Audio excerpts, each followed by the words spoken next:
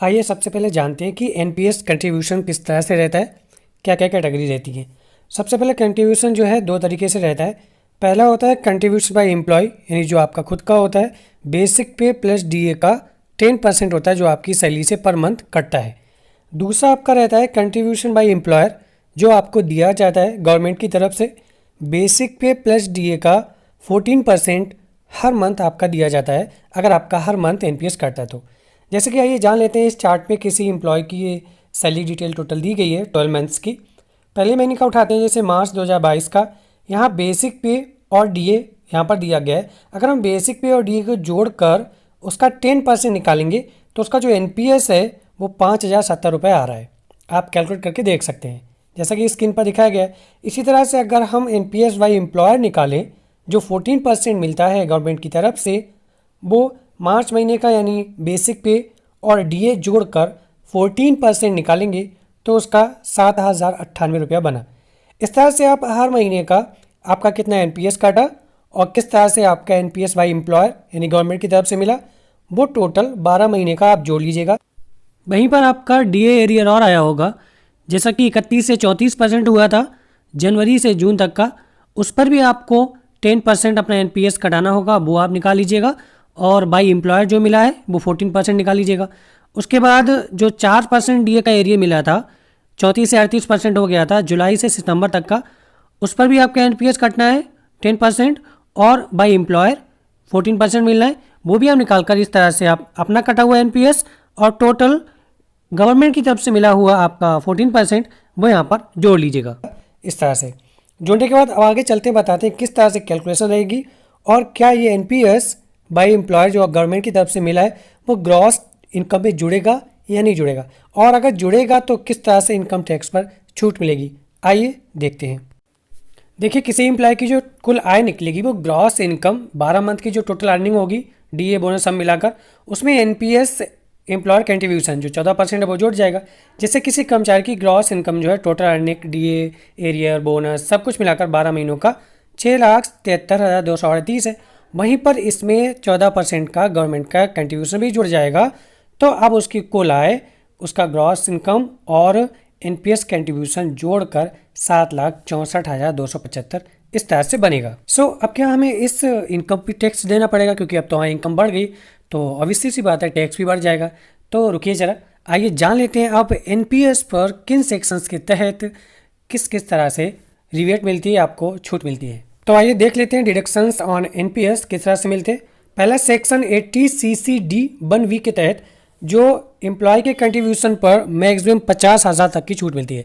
जैसे कि आपका 12 महीने का जो टोटल एनपीएस कटा है, मान लीजिए 60,000 70,000 जो भी कटा है, 40,000 कटा है, तो आपको ज़्यादा से ज़्यादा अधिकतम 50,000 तक की टैक्स में छूट मिलेगी। आप ये 1.5 लाख के एक्स्ट्रा है, आप 1.5 लाख के अलावा इसे घटा सकते हैं। ठीक है। उसके बाद सेक्शन 80 CCD सब सेक्शन 2 रहता है कंट्रीब्यूशन बाय एम्प्लॉय, जो आपको गवर्नमेंट की तरफ से 14% का मिलता है। वो आप टोटल अमाउंट घटा सकते हैं, इस पर कोई भी टैक्स नहीं लगेगा। ये भी 1.5 लाख और वो 50,000 के अलावा है। ठीक है, आप इसे टोटल अपनी कुल आय से घटा सकते हैं। ये टैक्सेबल इनकम नहीं है, टैक्स फ्री इनकम है। ठीक है, आइए कैलकुलेशन आप देख लेते हैं। जैसा कि अभी हमने बताया आपको, किसी एम्प्लॉय की जो टोटल जो आय बनी है एनपीएस एम्प्लॉय कंट्रीब्यूशन मिलाकर वो 7,64,275 बनी है।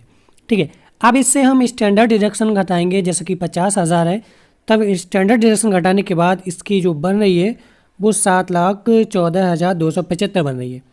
ठीक है, उसके बाद अब आप आ जाइए इस साइड में, जो हमारी 80C की बचत है। 80C के तहत देखिए यहाँ पर आपका जीपीएफ है, जीपीएफ उनका कटता है जिनको ओल्ड पेंशन सिस्टम है, और जीआईएस ग्रुप इंश्योरेंस सामूहिक बीमा योजना जितने महीनों का आपका कटा है वो जोड़ लीजिएगा। आपकी एलआईसी पॉलिसी वगैरह जो भी है, एनएससी है, पीपीएफ में कितना डाला है, ट्यूशन फीस है, होम लोन का जो मूलधन है प्रिंसिपल अमाउंट वो भी टैक्स फ्री होता है। 80C 80CCC और 80CCCD सब सेक्शन 1 के तहत ये सारी छूट रहती है। 1.5 लाख के अंदर रहती है मैक्सिमम। ठीक है, ये सभी 1.5 लाख के अंदर आती है। सुकन्या समृद्धि योजना है या अन्य कोई बचत है। ठीक है, ये आपकी जो हो गई 80C की बचत हो गई। तो हमने इस कैंडिडेट की 80C की जो भी बचत थी हमने यहाँ पर जोड़ ली, और यहाँ पर 80C की जो इसकी बचत है यहाँ पर लिख दी। उसके बाद अब आते हैं इधर घटाए में 80 CCD सबसेक्शन 1B के तहत जो मैक्सिमम जो आपका कटा हुआ है NPS उसमें 50,000 की छूट मिलती है। इनका जो NPS कटा हुआ था वो टोटल वो लगभग इनका कटा है 65,027 रुपया, लेकिन इनको छूट केवल 50,000 की मिलेगी, तो हमने 50,000 लिख दिया। लेकिन यहाँ पर देखिए जो 80 CCD सबसेक्शन 2 है, जो एम्प्लॉयर के द्वारा NPS काटा गया वो 91,037 था, वो इनको पूरा छूट मिल जाएगी।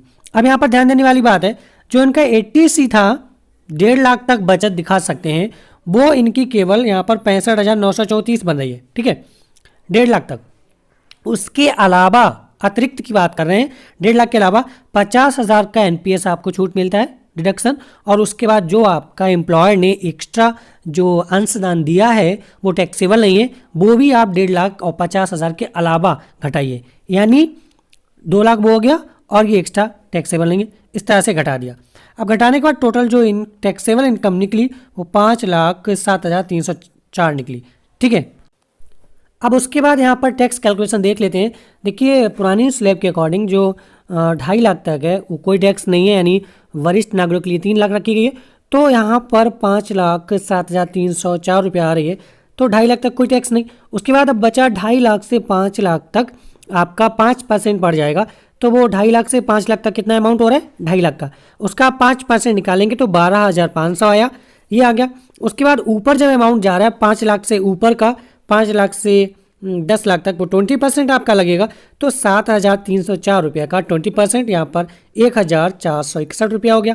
इस तरह से यहाँ पर टोटल टैक्स अब जोड़ लीजिएगा। अगर हाँ आपका 10 लाख से ऊपर इनकम जा रही है तो 30% लग जाएगा। यहाँ पर 12,500 1,461 को जोड़ा तो 13,961 यहाँ पर टोटल टैक्स आ गया। उसके बाद अब 13,961 का 4% आपको सेस देना होता है, यानी स्वास्थ्य शिक्षा उपकर, तो इसका 4% निकल के आया 558 रुपया। उसके बाद आप 13,961 और 4% टैक्स 558 रुपया को जोड़ेंगे, तो यहाँ पर जो भी आपका अमाउंट बन रहा होगा वो लिख दीजिएगा। यहाँ पर टोटल इनकम टैक्स 14,519। अगर आप पहले कोई टैक्स देते रहे, हर महीना आपका कटता रहा है, तो जितना कटता रहा है टोटल ऑलरेडी पेड टैक्स वो यहाँ पर लिख देंगे, पहले से अग्रिम आयकर घटा दीजिए। अब आपका जो टोटल टैक्स बना था जितना आप पे कर चुके हैं वो आप घटा देंगे और फाइनली यहाँ पर लिख देंगे, तो जितना आपको टैक्स देना होगा वो निकल आएगा। इस तरह से आप फाइनली अपना आयकर आगमन प्रपत्र भर लेंगे और अपने संबंधित विभाग में अपने हस्ताक्षर वगैरह करके जमा कर देंगे। कोई प्रॉब्लम है तो हमारे Telegram group @mydoubts AR News and Tech से जुड़िए, वहाँ हमसे पूछ सकते हैं।